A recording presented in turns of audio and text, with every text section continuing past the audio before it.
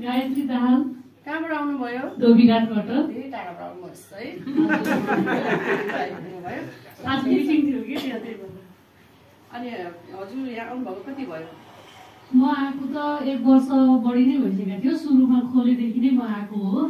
यहाँ खोलेको 4-5 दिनपछि नै म स्टार्ट भएको थिएँ। अनि म झन्डै 9 महिना जति आएर अनि फेरि पछि नभ्याएर चाहिँ आएको थिइनँ। अहिले फेरि अनि रिपिट गर्दैछु। समस्याहरू के थियो, कस्तो भइरहेको थियो, किन छोड्नु भयो?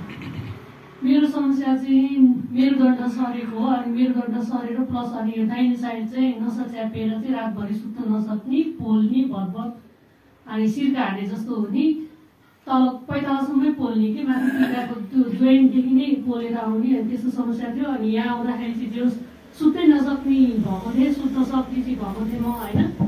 अनि त्यसपछि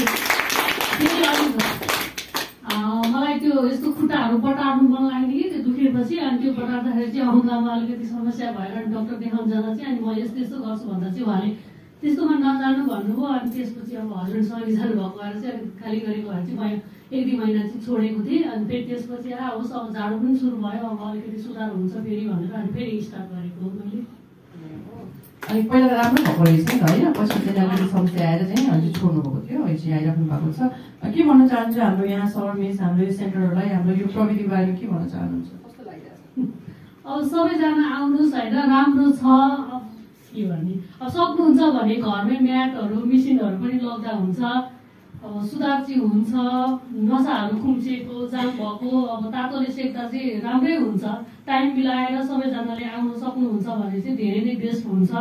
नबुझ्दाखेरि मात्रै हो, बुझ्यो भने चाहिँ राम्रै हुन्छ। टाइम चाहिँ दिन सक्नुपर्छ, एकछिन बुझ्नुपर्छ, धैर्य धारण गरेर आफ्नो पालो आएपछि सेकेर जाने, सकिन्छ भने घरमा लाने, राम्रो चाहिँ राम्रै हुन्छ युज गर्न पाएसम्म चाहिँ। किनभने पैसा लाग्दैन। हामी आधी घन्टा गयो भने डक्टरकोमा गयौँ भने केही थेरापीहरू युज गऱ्यो भने आधी घन्टाकै 500-600 लिन्छ भनेपछि यहाँ त दिनु पर्दैन सरलाई होइन।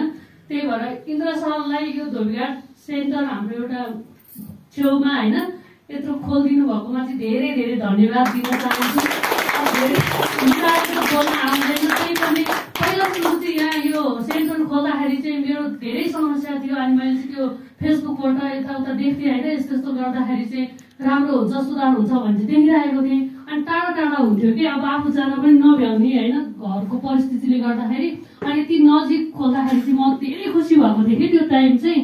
अनि म आइराखेको थिएँ। अब त्यस्तै त्यो घर परिवारले गर्दा बच्चाले गर्दाखेरि चाहिँ अनि टाइम त्यति उ गर्न सकिनँ कि। त्यतिखेर चाहिँ एकदम धेरै आमा बुवाहरू दिदीबहिनीहरू आउनुहुन्थ्यो, अफिस जानेहरू पनि आउनुहुन्थ्यो, एकदम प्याक हुन्थ्यो। अनि मलाई चाहिँ यो चेयरमा चाहिँ अलिक धेरै बेर वेट गरेर बस्नु पर्यो भने चाहिँ अलिक गाह्रै हुन्छ। अहिले पनि गाह्रो हुन्छ। यो मेजमा चाहिँ मलाई बस्दै नबस्नु भनेर चाहिँ यस्तो खालको मेज चाहिँ मलाई हुँदैन होइन।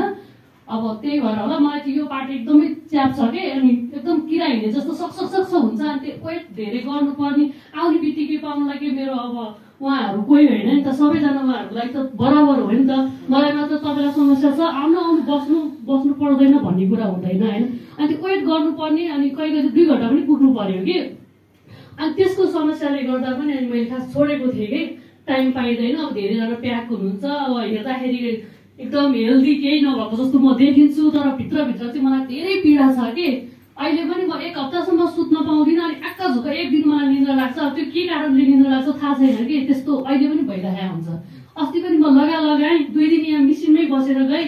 अनि तेस्रो दिन चाहिँ म कस्तो मजाले सुतेँ कि 9 बजे सुतेको मान्छे एकैचोटि 4:30 बजे मेरो बच्चाको लागि उठ्नुपर्छ। अनि त्यतिखेर मात्रै बिउजेको थिएँ कि म अलार्म राखेर। अनि त्यो दिन सुत्दा चाहिँ ओहो मलाई कस्तो राम्रो भयो जस्तो फिल हुने कि 2 दिन आएर तेस्रो दिनमा चाहिँ। अनि त्यही कारणले गर्दा हजुरहरू पनि टाइम मिलाएर चाहिँ आउँदा धेरै राम्रो हुन्छ होइन। बुढाबुढीलाई मात्र यो समस्या हुने होइन, हामी जस्तो यङलाई पनि छ। मभन्दा अझै यङ मान्छेलाई पनि समस्या छ। हस्पिटलमा गयो भने देखिन्छ होइन।